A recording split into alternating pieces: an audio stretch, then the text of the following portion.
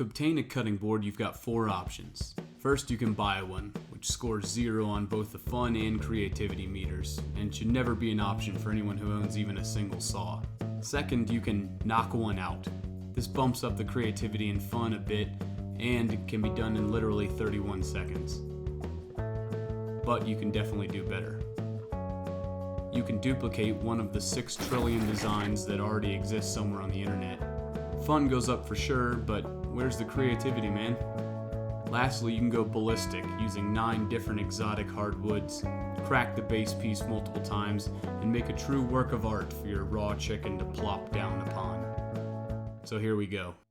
Now that I've got my canvas of ingrain maple, I'm going to inlay some exotic species as rectangles that progressively get smaller, rotate by 30 degrees, and alternate between face and ingrain. That's the plan, at least.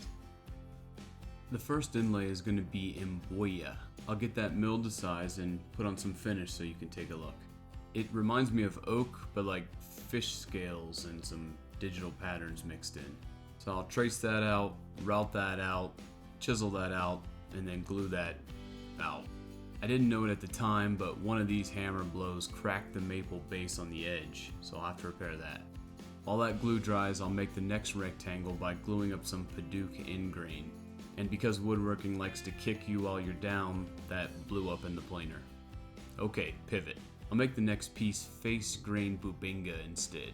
Face grain looks better anyway, so I'll route that out and glue that in.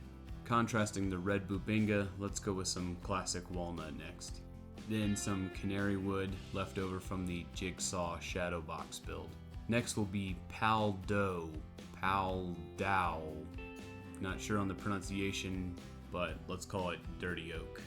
Then we have eucalyptus, an offcut from the Epoxy River table build from years ago. I think the contrast is enough between the maple ingrain of the base and this face grain bird's eye maple. I was able to salvage a bit of that ingrain Paducah, so it fits next in line. Last piece will be a little scrap of coconut palm. After a little sanding, I'll take it to final size. The imperfections must be filled on a cutting board. You definitely don't want little food particles getting stuck and rotting in there. Now, you're out of your mind if you would ever run this through the planer with varying grain directions and densities. I think the only thing to do is tackle it by hand. With a cutting board that has a clear up and down side, I like to chamfer the bottom side on the table saw and just sneak up with the perpendicular side by bumping the fence until they line up.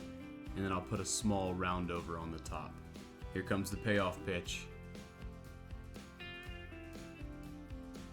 Now we just have to see if it works.